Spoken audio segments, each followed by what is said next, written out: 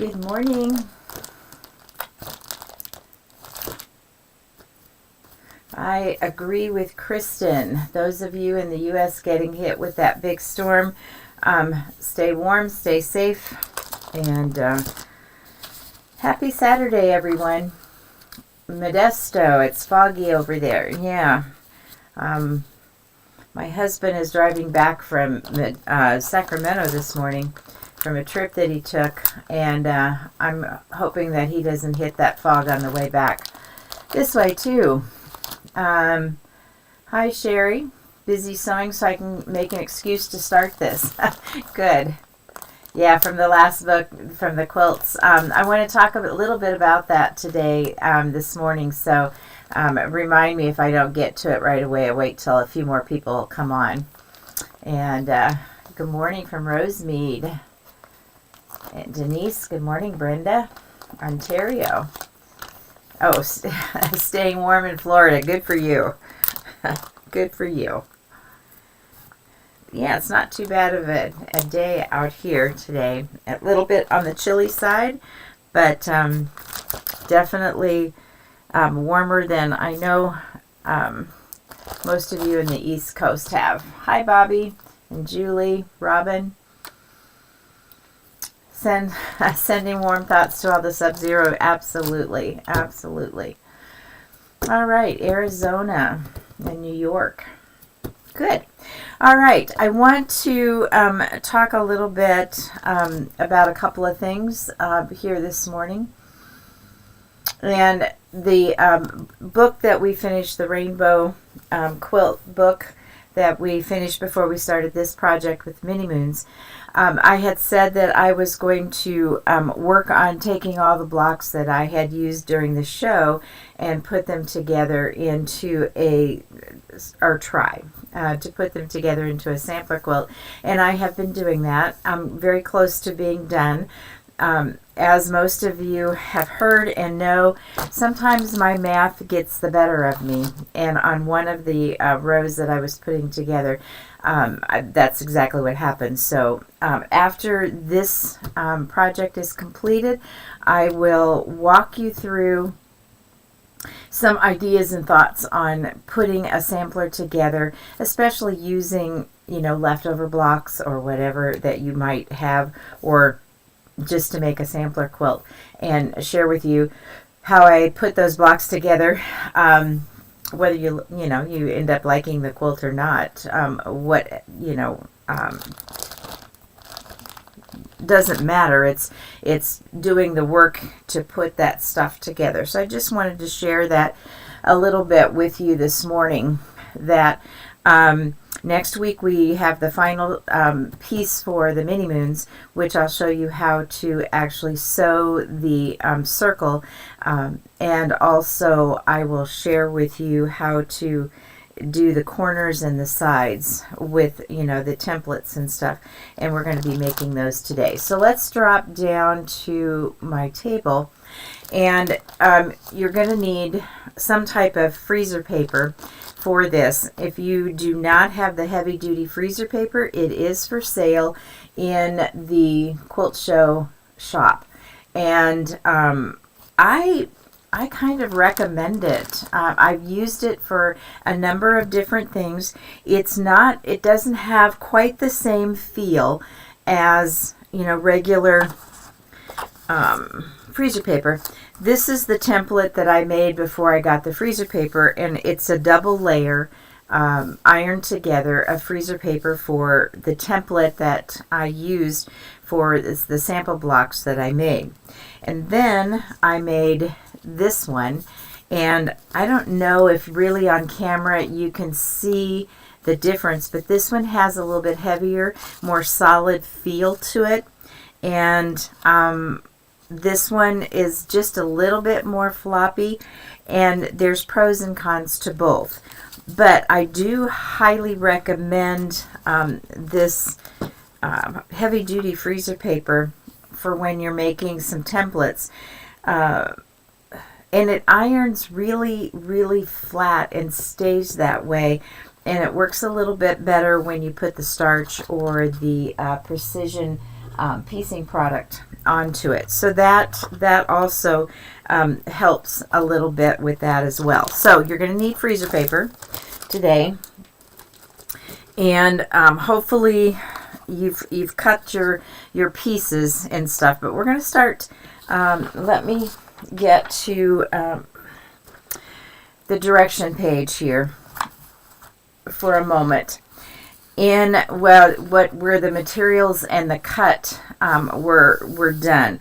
As I was making some of these blocks, I started out and did exactly what the sheet said, pretty much. And then I made a couple of adjustments. And just for ease on my part, over here under the materials, it tells you that a charm pack or 20, 5-inch square moons. I wasn't going to be using a charm pack because I have all these scrap pieces of KAFE fabric, and so I decided that this would be a good way to use up a lot of that KAFE. So when I come over here to where it says cut, there is no mention of the moons. The only place that it's mentioned is over here at the charm pack. So for me, who is a visual learner, I drew a arrow and put 5-inch squares of printed fabric. And so that just, shares with you where I'm coming from, because I get confused when I'm sitting here by myself and working. My mind starts to wander, and then I keep looking back, and if I don't see it or some indication of it, I have to go back and read the whole thing again. It's just what I do. And anyway, that was one thing. Then up here where from the background fabrics, it says you need 14 6-inch squares for your center blocks. When they're referring to center blocks, they're referring to these inside ones. Then they talk about the 6.5-inch squares for your side blocks and 6.25 squares for the top and the bottom. What I found when I was cutting 6-inch squares for the center blocks, that I think I mentioned this last week, that I was getting, that just when I was sewing, it started to move a little bit because, you're messing around with the whole sewing process. So what I did to solve that problem is that I am cutting also the center blocks 6.25 inches. All right, so you can see what it does for you. If you already cut 6-inch squares, it's going to be fine because you're going to trim them down. But I found that 6.25 was just a little bit better for me at that point. So let me put that aside for now, and then I want to talk about these half square triangles. I have my two 5-inch squares for the moons, and all of you know this already. You put the two squares together, and you draw the line through the center and sewing on either side of that line, and then you end up with two half square triangles. I mean, that's nothing that you don't already know, and we've done that many, many times. And the same thing for the the backgrounds for the the mini moons and what we're going to make our template out of. But I have a thought for you. There's a couple of things that take place as you're making these half square triangles. Number one, I showed you the block that I had made here. Well, when you put the two blocks together and draw the line and sew on either side, which we do that so that we don't have the stretch, and it's a little bit more accurate, and we're not sewing on bias necessarily with that. But what you end up with is you've got two of the same. And if for some reason you don't want two of the same, but you can have two backgrounds and two centers, but you don't have to use them together. I mean, you can put the moon inside of a different two backgrounds than this one, so they wouldn't exactly necessarily have to be the same on that, but then you have to make sure that you have the fabrics, your outside fabrics are going to match those inside fabrics with that. The other possibility that I want to share with you, and that I think I'm going to start doing a little bit more of, so that I don't have two of the same throughout the top of my quilt, is that I am simply going to cut these strips in half, and sew two of them together here, and then I'll have two other ones. So when I'm looking at different fabrics for these, I think I shared with you, I've got these two fabrics for my background, and so I think I want to go with this one, and maybe these two fabrics, and do that with this, and then another fabric. So I have a little bit more variety in what I'm creating with my moons and my background. But when you cut these half square triangles, you are sewing on bias. And one way to help with that is to start your fabrics beforehand. The other way is just not to pull on it. Let your machine do what your machine is supposed to, and let the feed dogs carry your fabric through, and you're simply guiding it. You're not pulling or stretching or doing those kinds of things. And it does work. I mean, it certainly makes that exact on that. So last week you were to choose all of your fabrics and make your, get ready to do your half square triangles and to make them. So I'm sure that some of you already have, if you're making this quilt, and it is fun to make, and it's going to be really pretty, I think. If you have already done your half square triangles, no problem. It's great. Because I know that some of us get anxious to get things done and want to do it a little bit faster than what we're doing. But I want to get the template done today, give you time to make all those half square triangles and to make those choices. I know for me it takes me a little bit of time when I am trying to decide and make sure my values are correct and that it's visible and whatever. So make your half square triangles, keeping some of these things in mind when you're doing your half square triangles, that you can cut the square in half, and that way you get a little bit more variety, or just keep them like this and you're going to end up with two of them exactly the same or similar to each other if you trade off the which ones you put side by side, either way on that. All right, let me grab my directions again because I want to talk a little bit about the template itself. So we finished page 1. We've got all of our half square triangles made.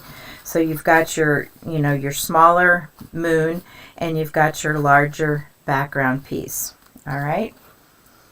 And then, so I'm going to put that sheet aside for a moment, and then we're going to get to this sheet. We're creating the freezer paper template.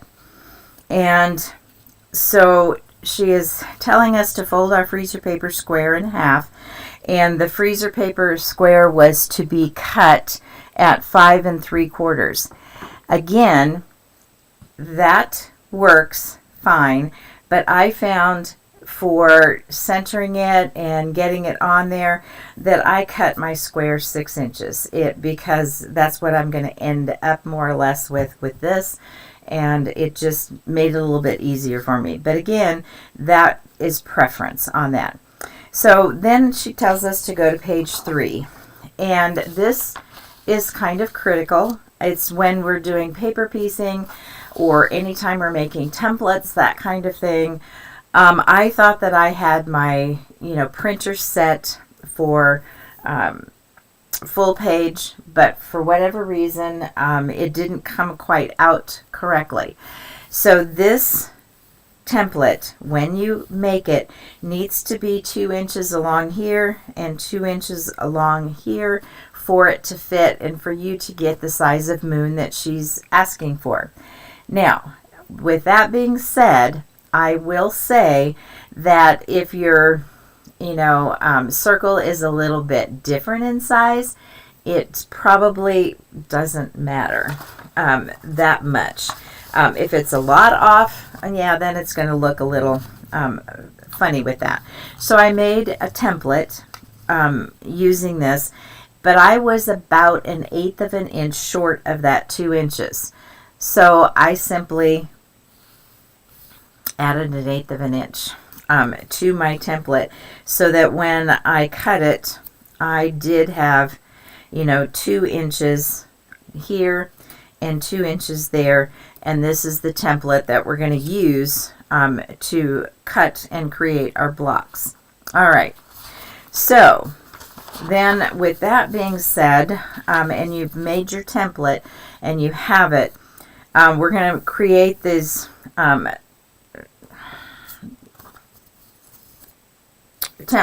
the circle template.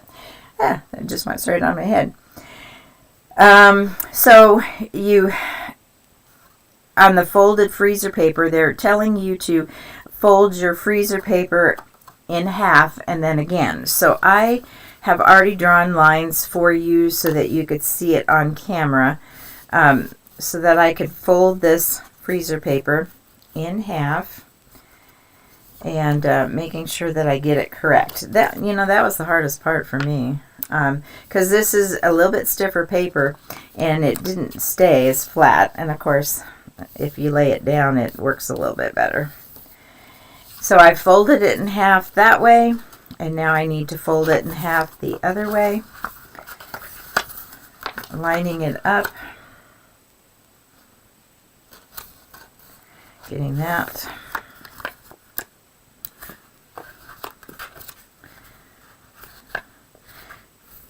And again, the little bit of thickness makes this a little bit, you just work at it a little bit more. It's not any big deal. Just letting you know. All right, so now I've got I've got my freezer paper, and now I can fold it, and I've got this nice little square, and I really want to make this square as square as I can possibly, get it. You could use a bone folder or something if you wanted to get that even better. And so it's telling you then to place the template from page 3 on a folded freezer paper square, matching the straight edges of the paper template to the folds of the freezer paper.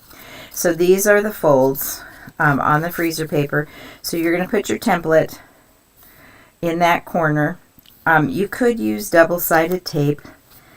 Whatever. I'm just going to work very carefully as I can here. And then you're going to trace the line. Let me grab wherever my pencil went. There it is. So I'm going to keep this on here and make sure that I do have it straight in the corners and all is good. Then I'm going to take and trace that around the template. So I have that traced. Put that aside. And before I go on, I want to, that looks like a lot. It is thicker than when you put 2 sheets of freezer paper together. It's about 3 sheets of regular freezer paper. Just let me make sure. All right, I think that was the only comment on that. So then you're going to take a scissors. And again, I've shared this with you before. The smoother you cut it, the better your circle when you press it, because whatever, little flaws that are in your cutting are going to show up in your circle. So as you cut this, make sure you cut it into the sweet spot of your, and this freezer paper doesn't cut quite as easily. So just, I have to say, please go slow so that you get a nice cut, and that you're not getting those little, I call them kindergarten pieces in there. So I can feel that is really, smooth on there, and it's going to make for a good. So I have a circle, and now as I open this up, I have my template. All right. And so this template then is going to be used on my fabric. So you're going to be, when we get there, and this is really going to be next week, and I'm doing this at kind of at a slow rate as I'm sharing this information with you, simply because I know the time that it takes to, if you're making a whole quilt, to get your half square triangle sewn and all of this, and with the freezer paper to do parts of it today. It's just probably going to be, you're going to forget it, and we're gonna be putting them onto the back side of our fabrics, and so we'll do all of that, and that is the last thing that we're going to do. We're going to cut our templates out and get them so that they work with our blocks and all of that. So actually, this, if you don't want to do the cutting and you don't want to do the template, if you have a Circle Savvy ruler, they have they divide these circles that you can make into different sizes, or if you have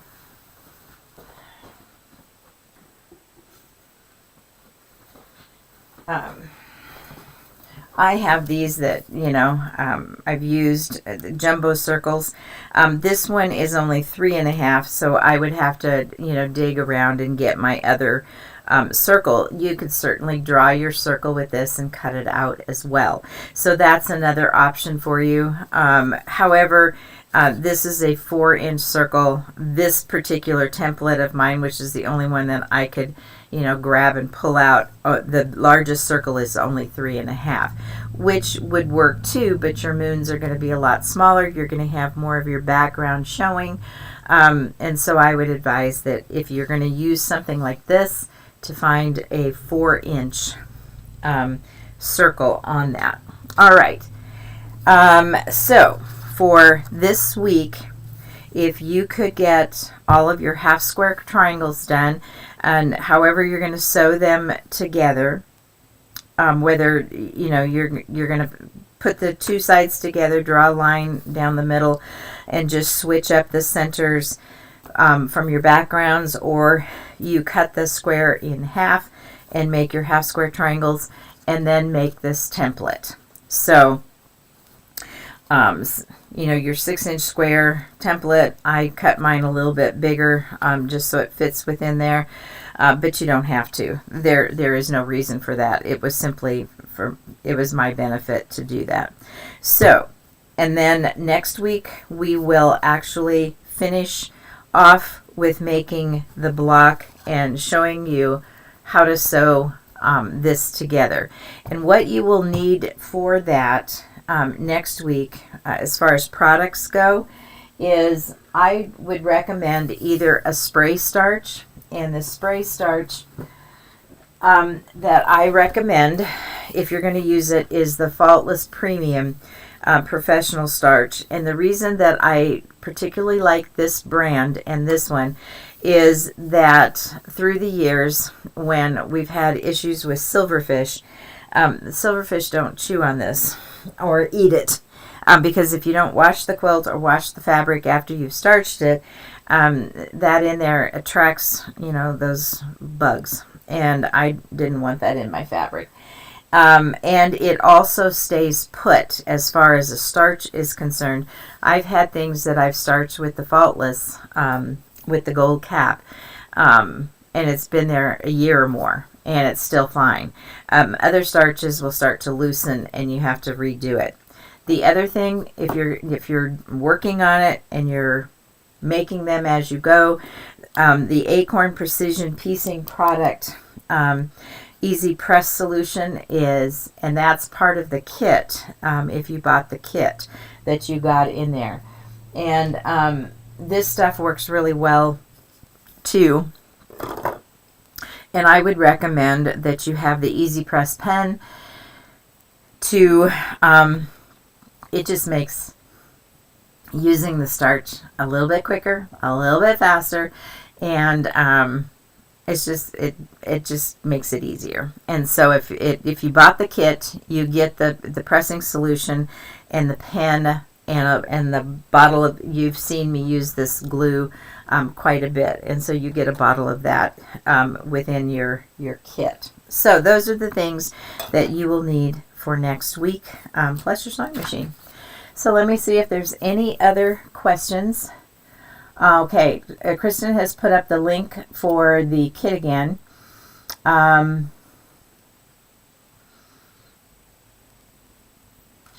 Yeah, that is one thing that I was about to share, and thank you, Kristen, for putting it up. Alex is working on a new project that she's very, very excited about, and it won't be very much longer before she shares it with you, so that you can all be a part of that. So that's the answer to the question, where's Alex? And she's working on something fun and exciting for her, and I think you will be just as excited. What written reference material are you looking at? It is the pattern. It's the Mini Moons quilt pattern by Jennifer Wagoner. So you can purchase that in the store, thequiltshow.com, and then go to the shop and you can purchase it there. So that's the written work that I'm looking at. All right, I think I've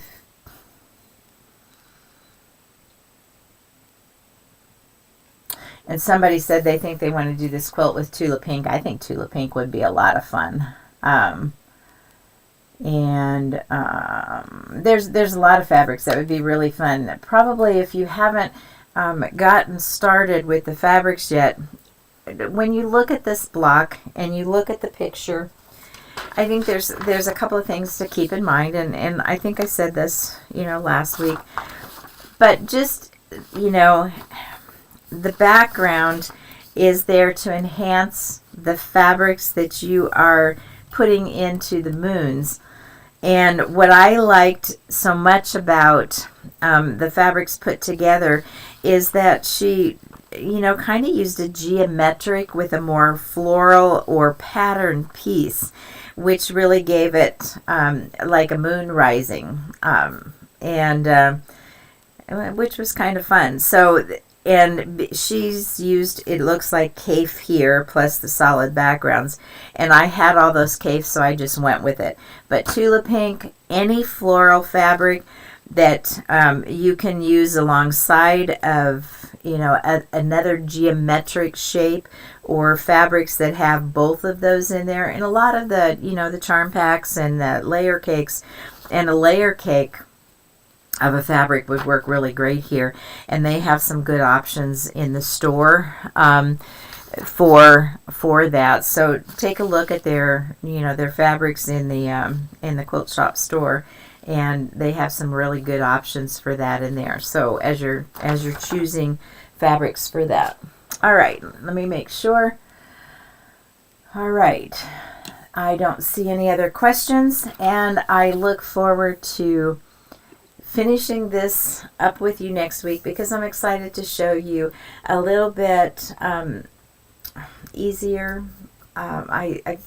I think it's easier way to make these circles and to put them in here.